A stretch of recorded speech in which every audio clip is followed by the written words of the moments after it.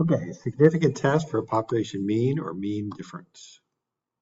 So these are the homework problems from the other night.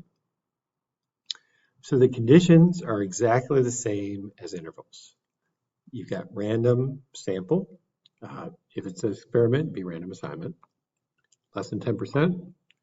And then, of course, the hardest one is the large sample. Either the population is normal, my favorite is when n is bigger than 30, or if that's not the case, you'd have to graph the data, or maybe they show a graph of the data and you're looking for no strong skewness or outliers. According to the Animal Diversity Web, adult golden hamsters have an average weight of 4 ounces. An animal researcher wants to test this claim.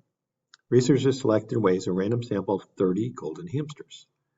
What is the appropriate hypothesis? So they didn't give us a lot of information. It's kind of hard to figure out the hypothesis, but let's try. It might be enough to do.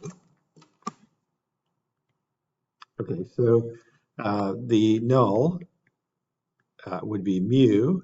Usually it's equals, right? Typically, that's what the null is. It's just the mean weight is 4, like that's what we think, right? The alternate is, do they have a direction in there? Like, do they say they think they're way more or less? I just don't see it. So I think I would probably go with something like that. You probably want to define the parameter. So mu is the true mean weight of all golden hamsters, I guess. True mean weight in ounces of the population of adult golden hamsters. So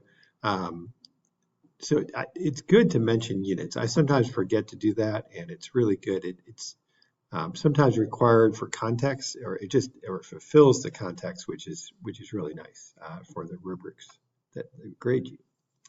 Check if the conditions are met. So first one, random sample, check. Random sample, 30 golden hamsters. 30 is less than 10% of the entire population of golden hamsters. I think that's true. And finally, 30 is greater or equal to 30. We got it. So the large sample is met because we took a sample size of 30 or more. This is not too bad, right? There are 2 ways to find the value of a test statistic. You could use a table. We are going to use the table. So use your calculator. So let's try to find the test statistic here. So let's see what they didn't give us all the information here. We need to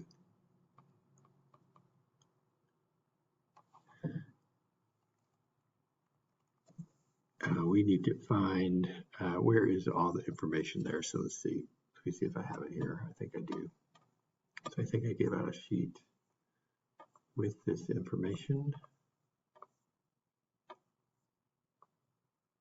Okay, here it is. Okay, so the mean weight is 4.033 standard deviation. So the formula there at the bottom, I'm going to go ahead and write that down here. So let me write that down. They did the PowerPoint kind of weirdly here. Sorry about that. So the formula that we're going to plug into for t is going to be x bar, that's the statistic, minus the parameter, mu, over a fraction is going to be the standard deviation of the sample divided by the square root of n. So in this case, they give us the x bar is 4.033 minus the mean, of course, or the mu was 4. And then the standard deviation they said is 0.199 divided by square root of 30. So that's our n value. And you type that in your calculator to get t. So once you get t, let me see what t was, because I think they had it over here. Okay, so they want t is negative 2.567. I just didn't want to type that in the calculator, just be lazy. Okay, so we know this is 0, 1, 2, 3, negative 1, negative 2, negative 3. So we want to get negative 2.567. So somewhere in there is our t value. of negative 2.567. So we're going to shade that way or more extreme than that. And it used to be, remember the days where we used norm CDF to do this, to find the area? We're not going to do that. We're going to use what's called TCDF. So get your calculator out, see if we can find this guy. So we're going to go to menu, 6.5, I think. TCDF is right there, number 5. And so lower bound is negative infinity. Upper bound is negative 2.567. Wait, I don't think that's the right value. Let me double check this. Let me type this in the calculator. I'm going to cancel this.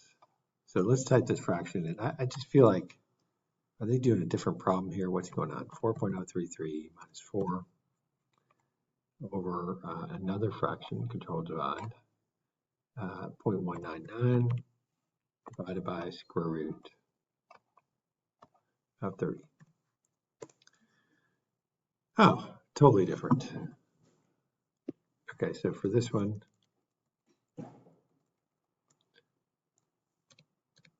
okay, so it was 0.908, so somewhere over here. So 0.908 is our t value. So we're going to shade there and more extreme. Let me do that in a different color, maybe that'll help. Okay, so shading this way. And so we can do TCDF for that. So we'll do TCDF for that guy. But I want to show you something in a second that you might miss if you're not paying attention. So menu 656, I believe. I'm sorry. Menu 65. It must be 5. Yeah. Okay, lower bound is 0.908. Upper bound is infinity. I'm just going to put 999. Degrees of freedom is 29 because 30 minus 1 is degrees of freedom, n minus 1. Say OK. We get 0.1856 or 0.1857. That is not actually the p-value. It's tempting to say, oh, that's the p-value. But remember the test, the alternate was that mu was not equal to 4. So not equal to means a two-sided test, which means we have to shade starting at t equals negative 0.908, somewhere over here, and we shade more extreme that way. So we have to double this number. So take this number and multiply it by 2 to get our actual p-value. So we will multiply that guy by 2, so times 2, and you get 0.371 or something like that. Always a good idea to do this in your calculator. I sometimes forget this step. Oh, it's a two-sided. I forgot to double the p-value. We've got to do for both sides. Here's a two-sided test. So I'm just going to do in the calculator, I'm going to do the test in the calculator. I think they'll catch it for us. So menu 6.7 is test, and it's called a t-test. We're definitely using stats here, not the other one. So 4.033. I think it was 0.199, n was 30, and not equal to, and we're going to say OK. And the p-value is 0.371. That's correct. Wow. Isn't that great that it catches that? Because it's really easy to forget that the fact that you're doing it that way. I don't know what problem this is from. Did I miss something? We were talking about. It just jumped to some other value because that's not the value either. That's degrees of freedom 11. No, I don't know what's going on there. Okay, so calculating the test statistic, you're going to use t equals that. We already did this, by the way. Degrees of freedom is n minus 1. That's what's on the formula sheet. That's kind of nice to know. So it just generically says it. When it says the test statistic, that's z or t, depending whether it's proportions or means. Statistic is either p hat or x bar, depending whether it's proportion or means. Parameter is either p or mu. And standard error is on the formula sheet. So that part of that formula is on the formula sheet. Going back to the example. Explain why the sample gives some evidence for the alternate. Well, we have some evidence because we got a sample of 4.033, which is not the same as 4, so there's some difference there, but we don't know if it's big enough to be kind of significant. Calculate the standardized test statistics, so we did that. We plugged it in, we got 0.908. We graphed it accordingly. It was really nice. The p-value was 0.371. We did that correctly. We doubled that guy. Okay. Interpret the p-value. So we haven't done this yet. So at least for this exact setting. So interpret the p-value. Remember, we start by saying assuming the null is true. So assuming that 4 ounces is the mean weight of all golden hamsters, adult golden hamsters, we are, I forgot where the p-value was, 37.1%. There's a 37.1% chance of getting a result as extreme as we got or more extreme. But in this case, because it's a two-sided test, I think you'd have to talk about those two directions differently. This is how they said it. It's kind of a nuanced answer here.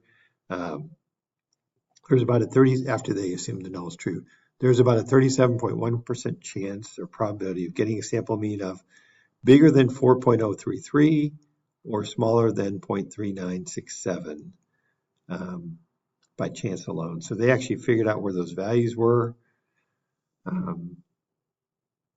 So they did 4.033, and then they subtracted the same amount, the 0.033, to get that 3.967. That's where those numbers came from. That's pretty nuanced. If you don't say it quite that good, you might still be okay on this one. This would be unusual to have a p-value interpretation on a two-sided, but it could happen. Okay, I think that is the lesson. Good. If you want more practice, here's a couple problems you can work. That's the answer for A. That's the answer for B. And answer for A, B, and C there for that one. That's your lesson for today.